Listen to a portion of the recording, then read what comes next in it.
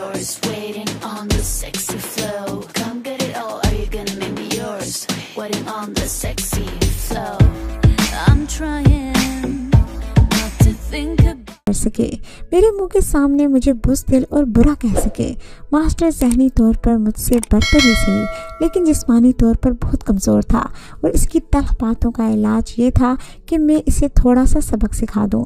मैं ज़हनी तौर पर भड़क चुका था, इसलिए मैंने झलाकर इसका गिरबान पकड़ लिया। ये सिर्फ एक लम्हे की बात थी, सिर्फ एक लम्हे की। इसके बाद जो कुछ हुआ बहुत ही हैरत अंगेज़ था।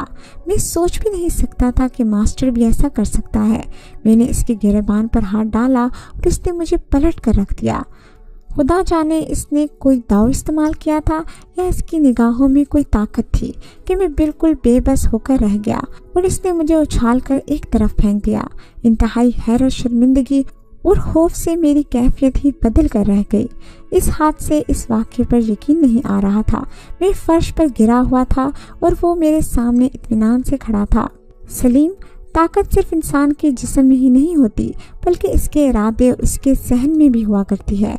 वो मेरी तरफ देखते हुए बोला, तुम्हारी ये शिकस्त मेरी वजह से नहीं, बल्कि तुम्हारे अंदर के बुरे इंसान ने तुम्हें शिकस्त दी है। क्या तुम कोई इल्म जानते हो? मैंने बमुश्किल फर्श से उठते हुए कहा। इस वक्त मेरा सारा गुस्सा, सारा दबदबा ख़त्म हो चुका था। मैं इस मास्टर के सामने बहुत ही मामूली सा इंसान बनकर खड़ा था, एक बेज़रर चूहा जो किसी का कुछ नहीं बिगाड़ सकता।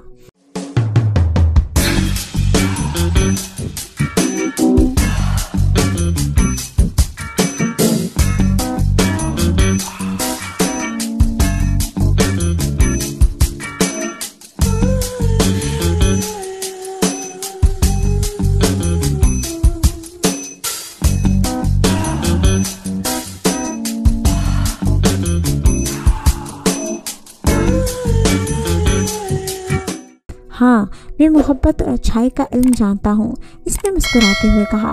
तुम भी इस इल्म के माहिर हो सकते हो। मैं इस दुबले पतले कमज़ोर से शख्स के सामने हर लिहाज से ढेर होकर रह गया था। इसने मुझे इस तरह काबू किया था कि मेरे गुब्बारे की हवा निकल कर रह गई। बहुत ही हैरत अंगेज़ सलाहियत थी इसमें। तुम ये बताओ कि तुमने मुझ पर कौन सा दाव इस्तेमाल किया था? मैंने पूछा। सुनो, इस दाव को सीखने के लिए तुम्हें मेरे पास आना होगा, इसने मुस्कुराते हुए कहा। एक दो बार नहीं, बल्कि बार बार। फिर मैं अपनी अना और अपनी ताकत के गरूर को ख़त्म करके इसके पास जाता रहा। मेरे ग्रुप के आदमी मेरी इस तब्दीली पर बहुत हैरान हो रहे थे। इनको समझ नहीं आ रहा था कि मुझे क्या हो गया है, मैं किस राह पर चल निकला हूँ। मास्टर मुझे समझाता रहता था। इसने मुझे बताया कि जिस्मानी ताकत का इस्तेमाल, सही इस्तेमाल ये है कि किसी कमज़ोर की मदद की जाए। इसने मुझे ये एहसास दिलाया कि किसी भी इंसान की कोई हैसियत नहीं होती। इसकी बातों में एक सुरूर था। मुझे अपने दिल के दरवाजे वाह होते दिखाई दे रहे थे। जहन पर छाई हुई बरसों की धुंध आहिस्ता आहिस्ता साफ हो रही थी। अपनी हकीकत का इदराक होने लगा था। मेरे सामने इसकी शागिर्द लड़कियां आती, वो इन्हें पढ़ाया करता। इसके पढ़ाने का अंदाज भी दिल फरेब और दिल में उतर जाने वाला था। इसकी निगाहें नीची रहती और वो इन्हें समझाता रहता। मास्टर ने मुझे कोई दाव पेश नहीं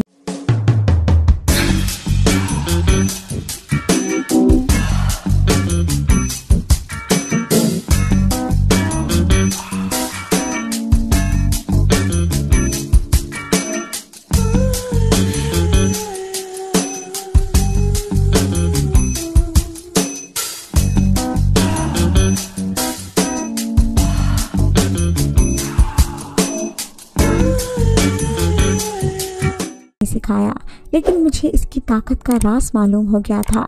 ये ताकत इसके जिस्म की नहीं, बल्कि इसके अंदर मौजूद रूहानियत की थी। पहले तो मैं यूं ही तजस्सुस की वजह से इसके पास जाया करता, फिर एहतरामन जाने लगा और कुछ दिनों के बाद इस मुलाकात में इसके लिए बेपनाह अकीदत भी शामिल हो गई थी और एहसास हो गया कि मास्टर कोई मामूली इंसान नहीं है। वो एक अल्लाह वाला शख्स है जिसने अपने आप को छुपा रखा है। वो किसी और ही दुनिया का इंसान है। इसने मेरी ज़हनी सफाई कर दी थी। میں جیسے جیسے اس کے قریب ہوتا جا رہا تھا ویسے ویسے اس کی شخصیت کے جوہر کھلتے جا رہے تھے۔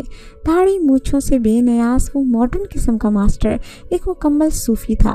درویش صفت اس میں جتنی خوبیاں تھیں، ان خوبیوں نے اسے دوسروں سے بہت ممتاز کر دیا تھا۔ اس کی باتوں میں اثر تھا اور اس کی آنکھوں میں کشش۔ ایک دن اس نے مجھ سے کہا، میرا خیال ہے میں تمہیں زندگی کے سیدھے اور سچے راستے پر لانے میں کامیاب ہو گیا ہوں، اور تم نے بھی اپنی انا کی قربانی دے رکھی ہے، اس لیے میں تمہیں ایک تحفہ دینا چاہتا ہوں۔ کیسا تحفہ جناب؟ ہیرا کا تحفہ، اس نے کہا۔